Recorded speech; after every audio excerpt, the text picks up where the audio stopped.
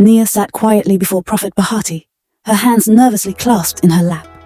The cool evening breeze carried the scent of the village's flowers, filling the air with an aroma that usually calmed her nerves. But not tonight. Tonight was different. She had waited for years to know her fate, to understand who she would marry.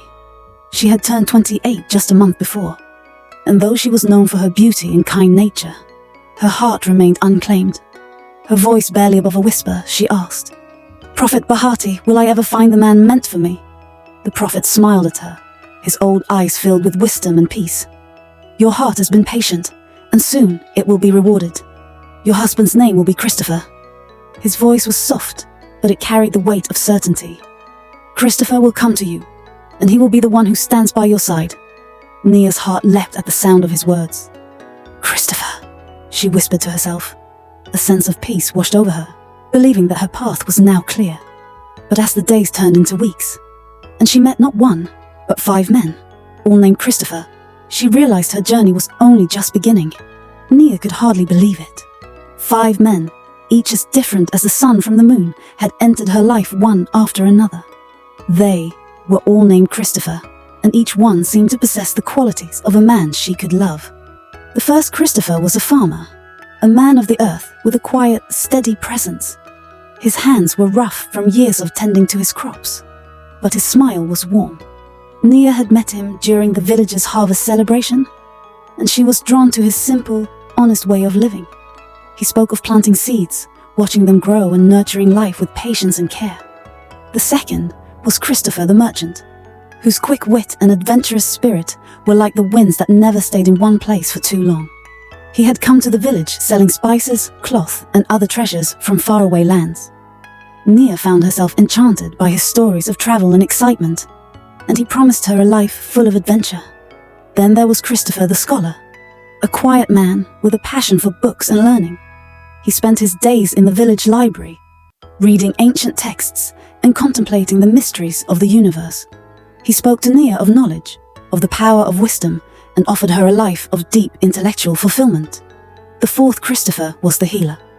His hands, though gentle, held great power.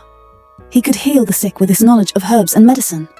He was always calm, always kind, and his soft-spoken nature made Nia feel at peace in his presence. He told her that life with him would be dedicated to helping others, but there would always be room in his heart for her. Lastly, there was Christopher, the son of the village chief, a man of great ambition and leadership.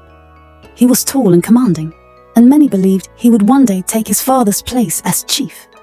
His confidence was undeniable, and he spoke to Nia of building a powerful legacy together, leading their people to greatness.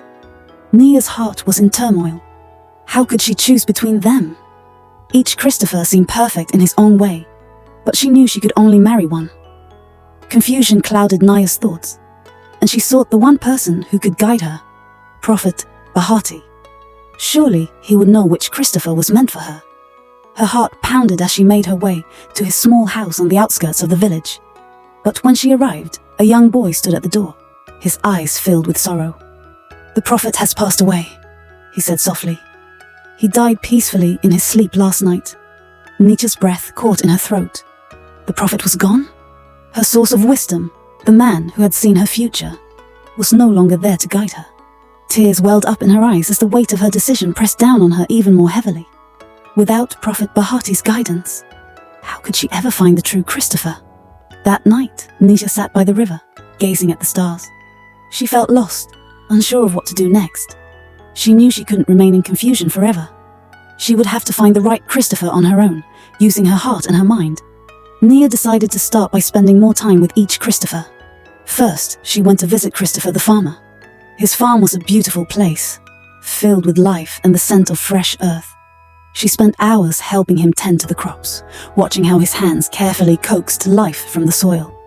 He showed her how to plant seeds and water them, explaining that patience and care were the keys to a good harvest. As they worked, Nisha found comfort in his steady presence. He didn't speak much, but when he did, his words were thoughtful and kind. "A life here on the farm," he said, "is one of simplicity. There is no rush, no hurry. We live by the seasons, and in doing so, we learn to appreciate the small things." Nia admired his